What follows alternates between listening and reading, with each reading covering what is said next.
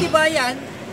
So ito na yung katibayan na masarap talaga ang Jens Pizza dito sa Amadeo. Yan.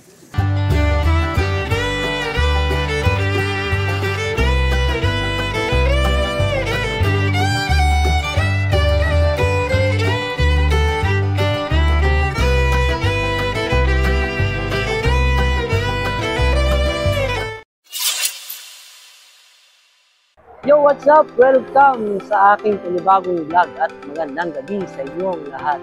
Naligaw ako dito ngayon sa Jens Pizza sa Barangay Tamakan, Amadeo, dito sa may Tagaytay. Yan.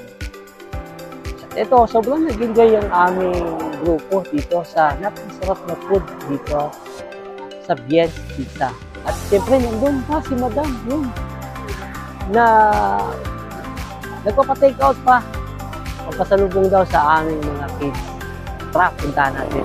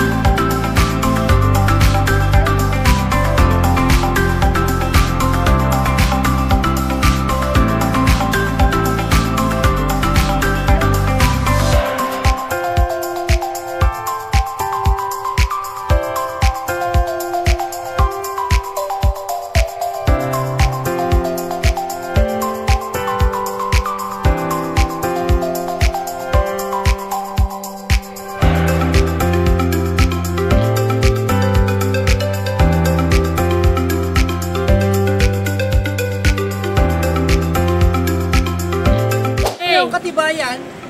So ito na yung katibayan na masarap talaga ang Jens Pizza dito sa Amadeo. Yan.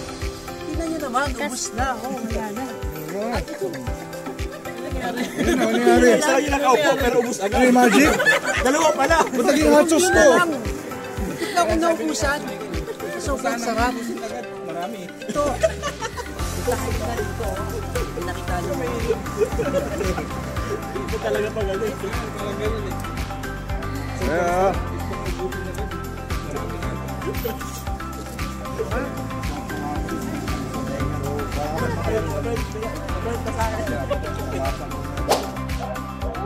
At ito, makakausap din natin ang owner ng Jens Pizza, yung sa house na i-reveal natin.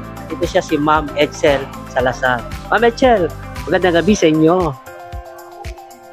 Yes, good evening po sa inyo. Welcome to Jens Pizza. So, konting introduction lang po. Located po kami dito sa Tamakan, Amadeo, Cavite. And siguro to start, nag-start yung pizza business namin na to. Pandemic talaga, sa hilig talaga nagsimula. And then, focus namin is more on pizza. Pero later on, meron na kaming chicken wings, meron kaming pasta, and meron na kaming coffee. Meron na rin coffee. Then, marami pang lalabas namin sa menu sa mga susunod na araw. So, ayan. And also, meron na rin kaming mango shake, coconut cloud, and soon, avocado shake. Yan, pinaghahandaan namin. Yan. Pinaghahandaan namin yan. Ako na mga nagpapalabog mga pagkain. Yes. So, saan nanggaling yung yung recipe? Ano ba yan? Inimbento nyo o kinuha? Saan nyo kinuha? Okay, konting background To be honest, nag-start kami ng franchise. Pero hindi kasi nag-work out yung franchise business ng pizza na tinry namin. So later on, kami na yung gumawa ng dough, sauces, and also pati yung homemade sausage. Lahat ng kinakain sa pizza ay kami na talaga yung gumagawa. So, recipe ng kapatid ko, and then testing and trial and error talaga yung pinagdaanan namin. Kung matamis, maasim, ganon.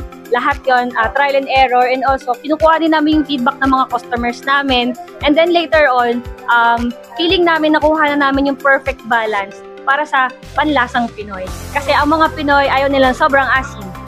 Yung iba naman gusto nila matamis. Yung iba naman, bakit sobrang tamis? Ganun. So, later on, napag-balance namin and feeling namin nakuha namin yung perfect na recipe para sa sauce, white sauce, and also, ang mga best sellers po pala namin, syempre, Bien Supreme. Kung mahilig po kayo sa mga gulay, ganyan, meat, Bien Supreme is for you. Pero kung gusto niyo ng mga gulay, pipili natin dyan is creamy spinach. Lahat naman is familiar na sa creamy spinach. Best sellers natin yan. And syempre, for the kids, paborito talaga nila yung 4 cheese and pepperoni. And syempre, para sa ating mga oldies, syempre, paborito nila ang Hawaiian pizza. Hindi talaga, walang kamatayan ng Hawaiian pizza. By the way, meron din po pala kami dito na cheese stuffed, hotdog stuffed crust pizza. Pwede nyong orderin sa amin yon, yung paligid ng pizza nyo. Kung gusto nyo maging special, lagyan nyo ng cheese. Pure mozzarella cheese and hotdog stuffed sa gilid niya. Sabihin nyo lang sa counter and kayang-kaya namin yung i-prepare para sa inyo. Yun, kaya naman pala, ang sarap ng pizza dito sa Bien's Pizza. At dami niyang sinubukan, ang dami niyang tinry. Hanggang sa nakuha niya na yung tamang timpla. Kaya naman pala. At congratulations, Ay, thank you. napaka-successful. Sa tingin ko, napaka-successful ng iyong business. At kayo dyan, mga nanonood dito, subukan nyo, try nyo to. Bien's Pizza dito sa Tamakan, Tamakan, Amadeo. Yun, puntahan nyo na, guys. Baka pag hindi nyo pinuntahan, pagsisisihan nyo yan. Okay? Of course, masasatisfy yung pizza cravings nyo talaga, promise. Yun. Okay, hanggang doon muna ang aking vlog ngayong araw na to. And salamat sa panonood. And ito, ang ating order yan. Okay, bye-bye, bye-bye. Bye muna, bye. Bye, madam. Good. Madam, kasama na naman. Bye.